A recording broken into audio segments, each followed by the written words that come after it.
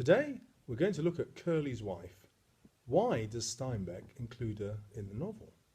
Why doesn't he give her a name? And why does he kill her off? All these questions and more will be answered in this video on Curley's wife. The first most important thing about Curley's wife is that she doesn't get to introduce herself, and this is because she is a symbol, a construct that Steinbeck's put together to try and show us what's wrong with the treatment of women in 1930s America. And he looks at it from the point of view of social deprivation, the effects of the Depression, but he also looks at it from the point of view of opportunity, equality of the sexes, and the incredible sexism of the men in this novel. This is how Curley's wife sees herself. It's what she wants to be. These are the glamorous pictures of women in the movies in the 1930s, the stars of the silver screen, and you can see that in the effect of the black and white photographs here. They look luminous. But the interesting thing for us is the reference to her having sausage curls is like this actress here, Shirley Temple, a child star of the times, and not a sexual image at all. If I show you this one and this one, you can also see how the sausage curls are not sexually attractive. They're glamorous, but they take us away from this interpretation of her as a tart. The much more sexualised interpretation of Curley's wife comes with these sorts of images, this image of her being dressed in red and being a sexual predator. But these things are products of the movies, and they also come from the male perspective. They are not Steinbeck's perspective, and they are not the real Curley's wife we meet in the novel. The first description of her is as a tart. This is what Candy says. He assumes that she's only interested in sex. And yet there is no evidence for this. The only evidence we have so far is that she's married Curley and been married to him for 2 weeks and has not even so much as kissed another man in that time. All she's done is looked at men, but of course there are only men on the ranch, and what can she do but look? So she's completely falsely accused here.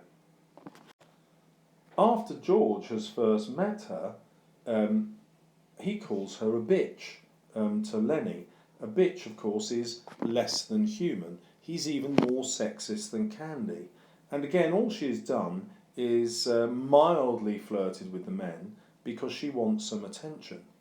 They interpret it as male sexual attention, but even if that is correct, she makes no moves to seek any sexual relationships with any of the men. She simply wants to be noticed. The sexism is taken further when George calls her jailbait. So here he imagines men fighting over a woman, and instead of that being the fault of the men's decision to fight, that impulse towards violence, he blames women. It's women's fault for being sexually attractive. In other words, they're being blamed simply for being women. And Steinbeck wants us to realise that this discrimination is unacceptable. And that's why he puts Curley's wife in the novel. She is the same victim of discrimination as Crook's is, although his is racial, the same as Lenny's is, although that's towards his mental state, and the same as towards Candy, who represents old age and disability. In order to portray vividly how she has no identity of her own, he deliberately gives her no name, and this represents the way men view her, as simply their property, either as a wife or as a sexual object. And Steinbeck is saying this isn't just true of Curley's wife, it's true of all women in the Depression. This is the kind of role that is forced upon them once jobs are hard to get and once people become poor. We see this most clearly in his very unimaginative name for the madam of the Flophouse. He calls her Clara, but also he calls Lenny's aunt Clara. Well, it can't be that he just can't imagine another name. He's making a deliberate parallel. Aunt Clara, who looked after Lenny in good times, could well have become uh, a runner of prostitutes, the Madam Clara who runs a flop house. In other words, he's suggesting that poverty takes morally upstanding women, but when they can no longer feed themselves, it gives them choices which are not moral but necessary. And you will notice that Susie also has a brothel in the town, and Steinbeck is suggesting that this is one of the only ways out of poverty that women face in 1930s America if they're jobless. Well, Curley's wife takes a much more honourable way out of poverty. She decides to marry, and in Curley she's made a financially good match. Yes, we might be critical of her because there's certainly no love involved here, and she's married having just met him, so she's not thought this through, but financially she has, and we can see this as symbolic of how women in the Great Depression are forced to make uncomfortable decisions simply to have some sort of independence or financial wealth. However, although she is a construct to represent all women, Steinbeck also wants to make her a real individual, and he's decided that she should be racist and cruel. We see this when she threatens Crooks, who simply stands up to her and asks her to leave his room. She threatens him with hanging, and the implication is that she will accuse him of rape, and though everybody knows it's a lie, because society is racist, they won't care. They'll simply hang Crooks for the accusation. Now, this to us is almost incomprehensible, though in Steinbeck's time may have been much more common. So here he might be suggesting that when you oppress somebody, like women, they become oppressors. It's their only way to get power. And we see exactly the same thing happen when Lenny comes into Crooks's barn, and Crooks becomes cruel with Lenny, asking him what he's going to do if George don't come back. So this impulse towards cruelty is there in the oppressed Crooks, just as it is in Curley's wife.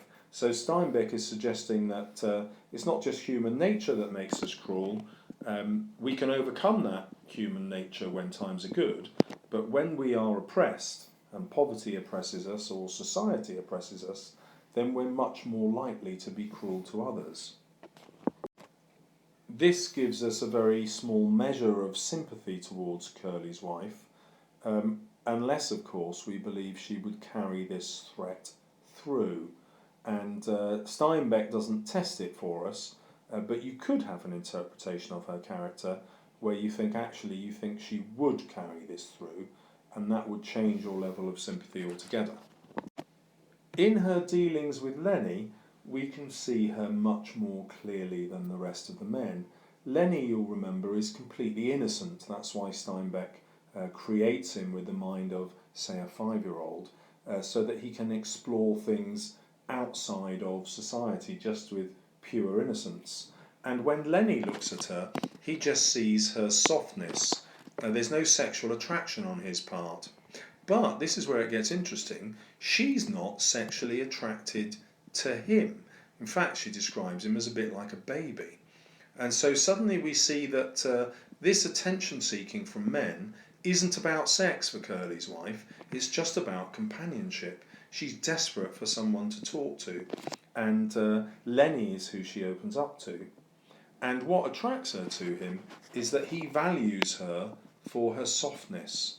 He's not interested in her sexually, but as a vulnerable human being. During this conversation, she reveals a tremendous amount about herself, and Steinbeck does this to engender great sympathy for her. The first thing we'll notice is that she's incredibly young.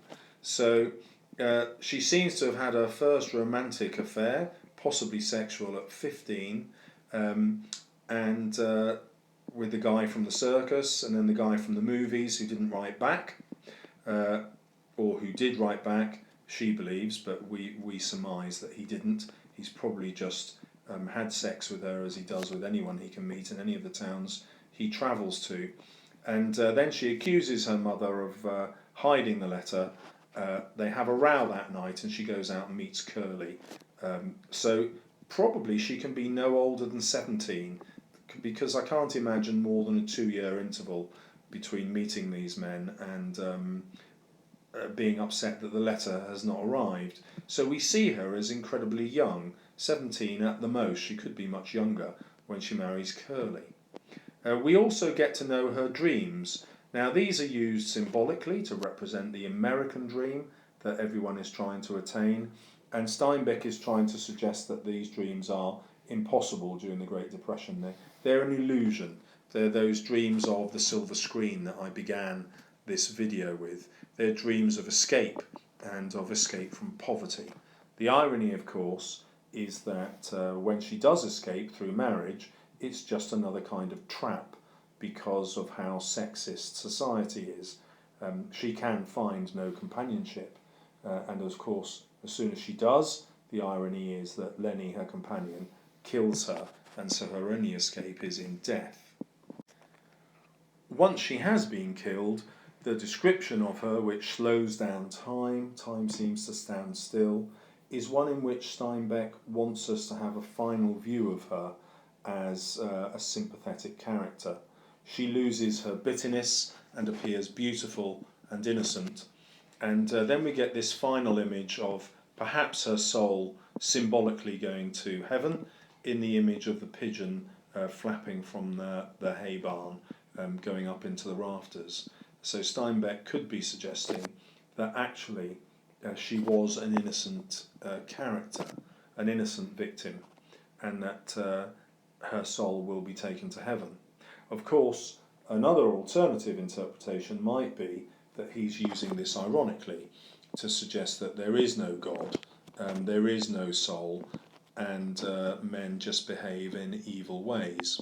Whichever way you want to interpret it, her death is symbolic of the way that women are oppressed by men, even when they don't mean to. And that's where Lenny comes in. He has no intention of oppressing women. He is not an evil character. However, even this innocent man still causes great harm to women, treating them as an object.